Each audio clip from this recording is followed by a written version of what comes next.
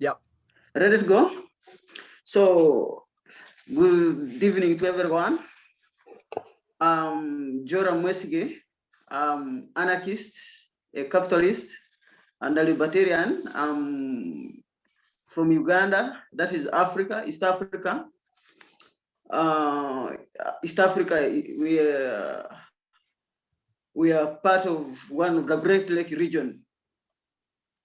If you can trace it somehow on the map, we are in the Great Lake region, and we are privileged that, in quotes, privileged in quotes, that we have been ruled by someone who has spent in power for over 3 decades, 35 years.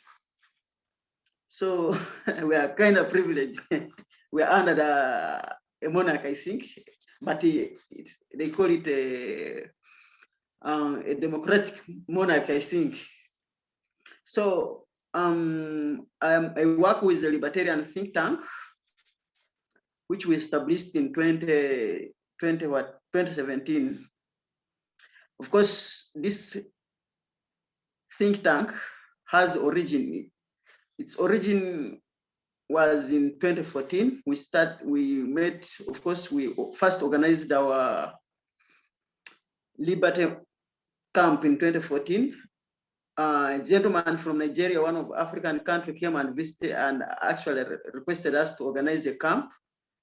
We organized a Student for Liberty Camp in Uganda for the first time in 2014. And when we came, we encountered the libertarian ideas. We felt they are so good ideas. And when we left university in 2017, we established ALED. ALED, of course, is an acronym of Action for Liberty. ALED is an acronym of Action for Liberty and Economic Development. ALED is a libertarian think tank. Let me first see, I think. Yeah, ALED, of course, is a libertarian think tank. We established it in 2017 after leaving the university, after learning from actually Student for Liberty. So we felt these ideas are very important. So we formed something, a think tank called ALED. We began promoting actually ideas of a free society, like individual liberty, rule of law, limited government, and property rights, and of course, free market. We began with small office. We have so far, since 2017, we've shifted 3 offices. With small one, we went to another big of 2 rooms. Now we've gotten a better one this month. Of course, if we look at our mission is, of course, to promote a free and prosperous society with aspect of entrepreneurship and individual liberty. Of course, we know if you are to analyze Africans, and I mean governance in Africa, people, of course, people with power have gotten money, they control resources. First, to empower people, people must have whatever resources. We first tell people, we mobilize them, they get away how they should get empowered financially, so they can, of course, even when you want to resist a tyrant, you must have resources with you. People must be economically empowered, challenge those people with the resources. So we always tell people must have financial freedom. When they get financial freedom, they can have, of course, other liberties. They have the audacity, they have capacity to fight for themselves. So we tell they must have economic freedom, have other freedoms, have liberty, must have, of course, that freedom, economic freedom. And of course, our vision is a free and prosperous society. Proceed. So, since we began our 2017, we've had some achievement, of course. There are very many achievements we've had, but some of these just highlighting some of them here. We have fundraised and actually established a Liberty Camp, a Liberty Library. We have a Liberty Library. Today, I made a call with Jonathan, and of course, he saw the library. I was in the library today in the morning. He called me in the morning, and I was in the library. You could see very well the library. We have actually a liberty. We want to have an enlightened population. We mobilized this library to make people read. The society must have knowledge. Today I have been reading a book by Murray. Murray said the only challenge to the government or to the tyrant is an enlightened person, a person who can think for himself. So we need a society that is enlightened, a society that is empowered mentally. So that's why we came up with a library to make people read, understand the ideas we are telling them.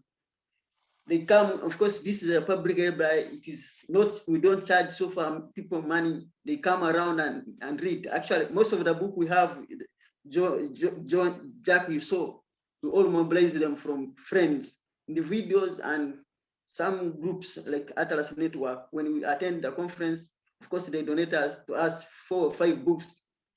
So that's how we mobilize the library. Again, we have a Liberty Farm. This Liberty Farm, as I told you, it is for mobilizing, actually teaching people how free market works. And we have encountered this. Of course, as we go in a market, we face, of course, challenges. Sometimes we get produces, and when we go to market, we face taxes, and we tell, of course, that we get a way how to explain how the markets are supposed to operate with limited regulation, with less taxes. So we get a way how to bring youth on board. It is a tool of mobilization and also explaining to the youth how free market work. Then another achievement is one time in 2017, the government introduced, actually in 2018, they introduced social media tax. That is OTT, over the top tax. So of course, that tax was against communication on internet. So we raised, and with the help of the citizens, we demobilized the government, and we said this tax is not, of course, the government had to cut half of this tax. Even up to date, the government is failing to collect what they expect from this tax because people are opting for OTT, I mean VPN. And up to even today, I'm using VPN. I'm encouraging people to use VPN. Of course, we cannot accept exorbitant tax all the time.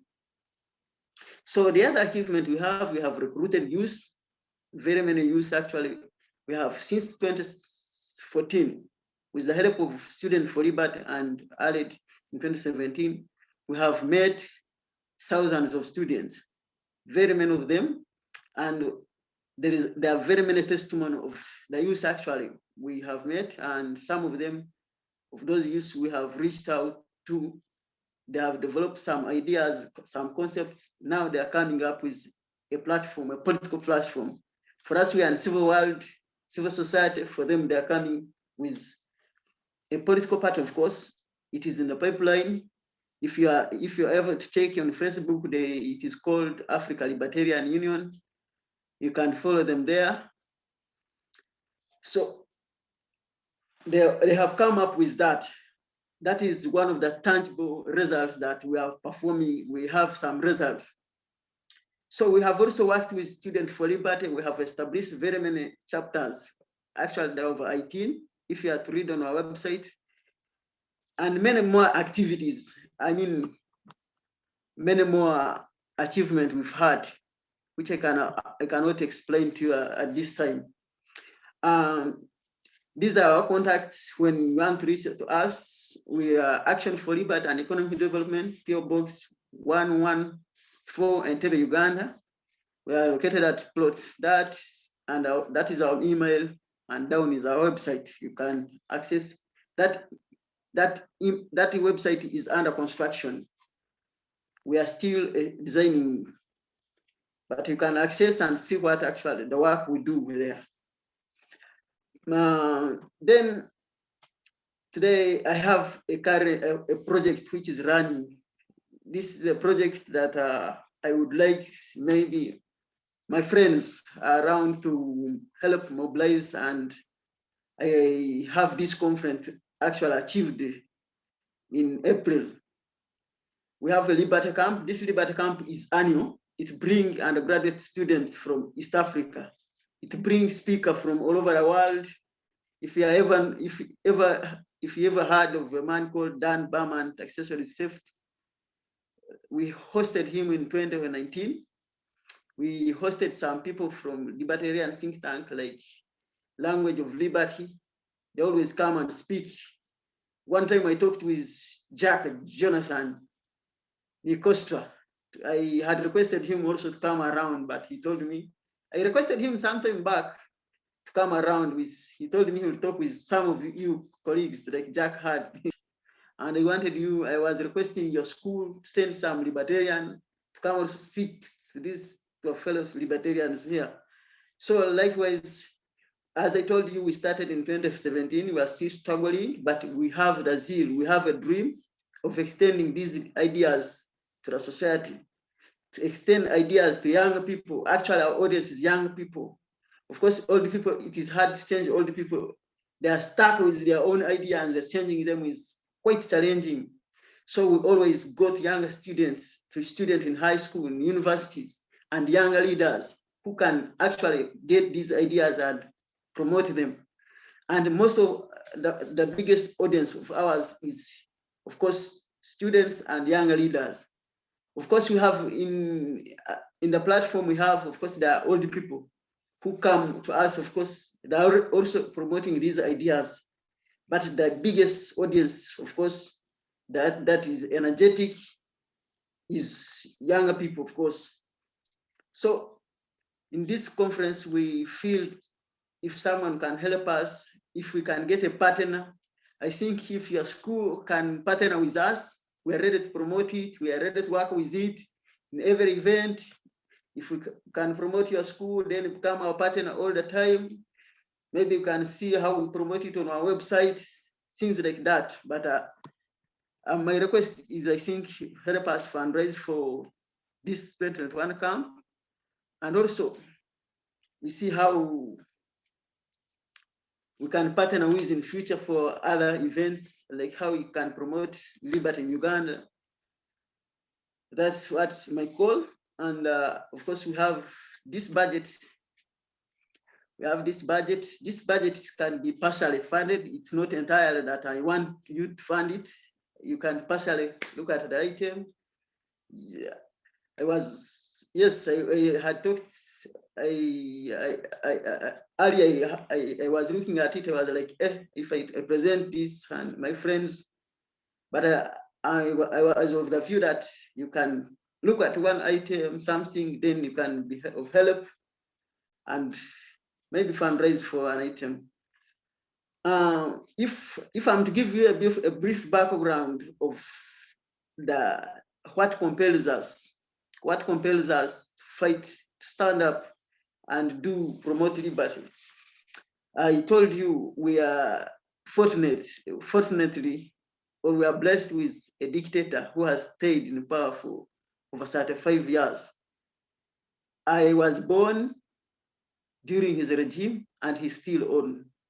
35 years, I'm going to 31 years. But the guy is still on power, and if you are to follow Uganda's political history, there is nobody who has come to office without a gun, and there's nobody who has left power without a gun. They have bombed themselves into power, and they have been bombed out of power. So it is strange. If I tell you bombing, it means that involves killings. This person who is in power right now came to power after killing 500,000 people, but he has overstayed in power. He came promising fundamental change, not only change of guards, but he promised fundamental change. But the fundamental change he has promised, it has turned against himself. He is overstaying, he's abusing human rights. The just concluded election over 50 people died. They're fighting to stay in power. We just had the election in 2011. This 2011 election, of course, ended up abusing liberty and taking people's life. So when we talk about promoting liberty, we have a ground that is fragile, where people need to be liberated with correct ideas that will bring peace and prosperity. Yes, that's what I believe we need to do. We need to promote free market idea. I think, can you hear me? I see my computer, my internet is warning that, okay. So we need to preach people the ideas where people live their own lives. We need to tell them they are not property of those in government. They're not state property. They must live their own life. They don't live on behalf of other people's lives. We must tell them, if you are to live, you must create value for another person. You must learn to promote your values without oppressing other people. If we must exchange, give other value to get value from them. We must learn, we must not let the government oppress other people for us to survive. So, Jack, that's what I think I have so far. I have to present. That was amazing, Mwesige. Thank you so much.